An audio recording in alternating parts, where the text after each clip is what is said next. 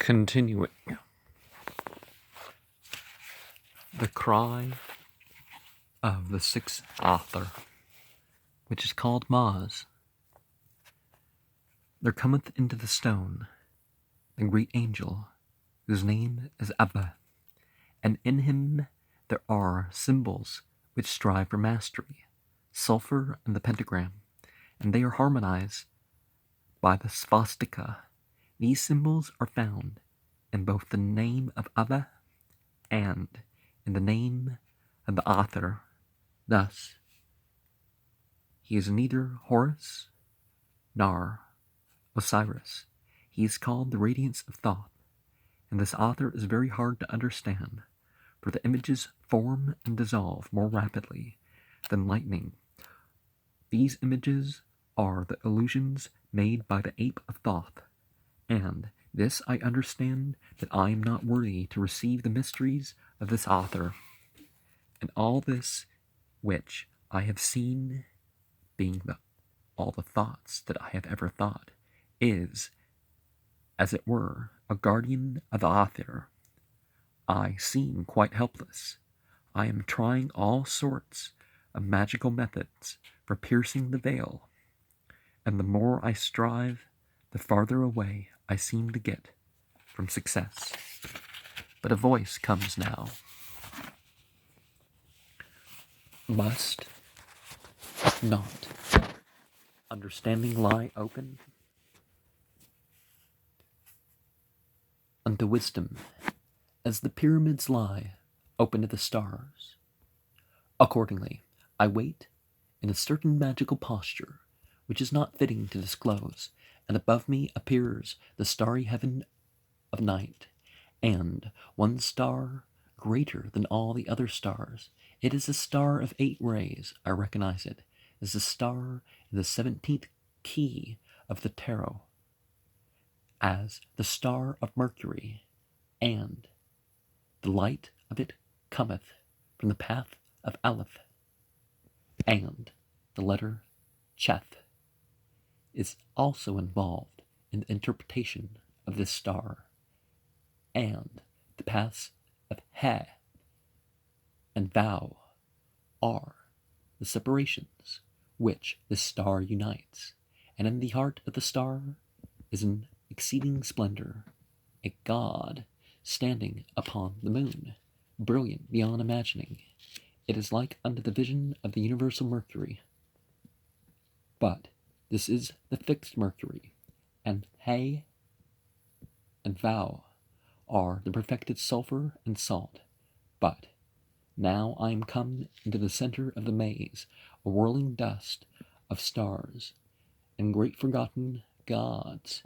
It is the whirling swastika which throws off all these things, for the swastika is in Aleph by its shape and number, and in Beth by the position of the arms of the magician, and in Gimel because of the sign of the morning of Isis.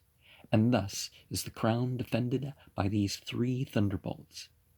Is not thrice 1751? That is failure and pain. Now I am shut out again by this black swastika, with a corona of fire about it. And a voice cries, "Cursed be he that shall uncover the nakedness of the Most High, for he is drunken upon wine, that is the blood of the adepts, and Babylon hath lulled him to sleep upon her breast, and she hath fled away, and left him naked, and she hath called her children together, saying, Come up with me, and let us make a mock of the nakedness of the Most High. And the first of the adepts covered his shame with a cloth, walking backwards, and was white. And the second of the adepts covered his shame with a cloth, walking sidewise, and was yellow.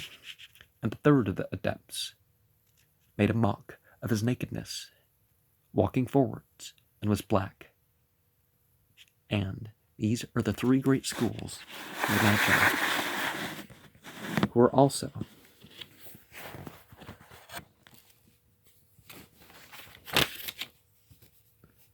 the 3 magi that journeyed unto Bethlehem. And because thou hast not wisdom, thou shalt not know which school prevaileth, or if the 3 schools be not one. For the black brothers lift not up their heads thus far into the holy Chukmah, for they were all drowned in the great flood, which is Binah, before the true vine could be planted upon the holy hill of Zion. Now again I stand in the center, and all things whirl with this incessant fury, and the thought of the God entereth my mind, and I cry aloud, Behold, the volatile is become fixed, and in the heart of the eternal motion is eternal rest.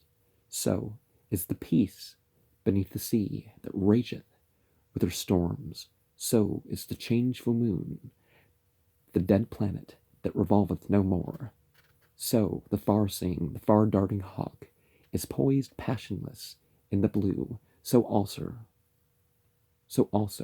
is the ibis that is long of limb, meditateth solitary in the sign of sulphur. Behold, I stand ever before the Eternal One, in the sign of the Enterer, and by virtue of my speech is he wrapped about in silence, and he is wrapped in mystery by me, who am the unveiler of the mysteries, and although I be truth, yet they call me rightly the God of lies, for speech is twofold, and truth is one. Yet I stand at the center of the spider's web, whereof the golden filaments reach to infinity. But thou that art with me in the spirit vision art not with me by right of attainment, and thou canst not stay in this place to behold how I run and return. And who are the flies that are caught in my web? For I am the inmost guardian that is immediately before that shrine. None shall pass by me except he slay me, and this is his curse, that, having slain me, he must take my office and become the maker of illusions, the great deceiver, the setter of snares, he who baffleth even them that have understanding. For I stand on every path and turn them aside from the truth by my words and by my magic arts. And this is the horror that was shown by the lake that was nigh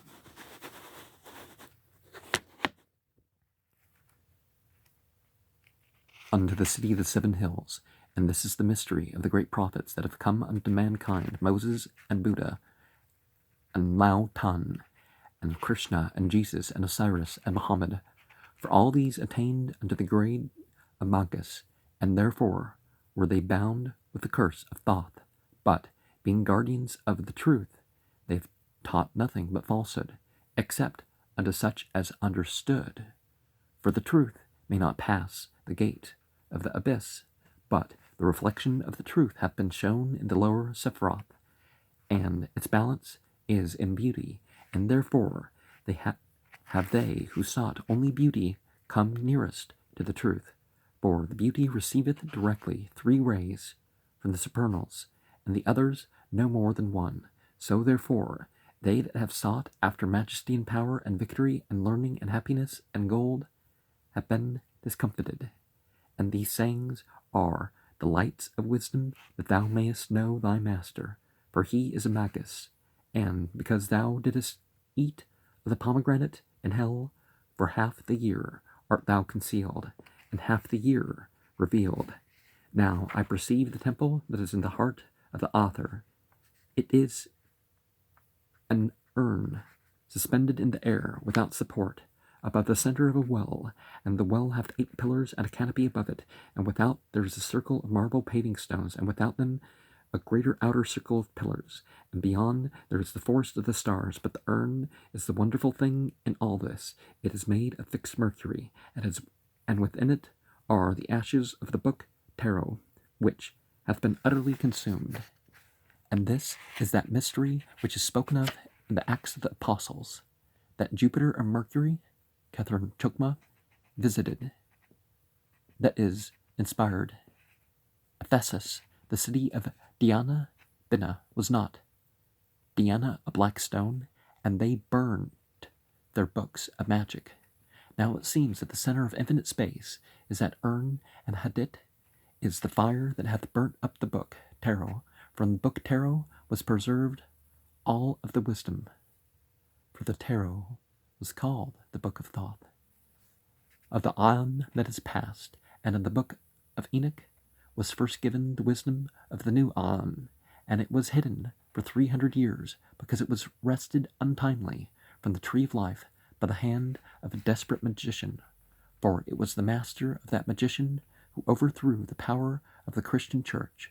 But the people rebelled against the master, for he foresaw that the new Protestant would be worse than the old, but he understood not the purpose of his master, that he was to prepare the way for the overthrowing the Aeon.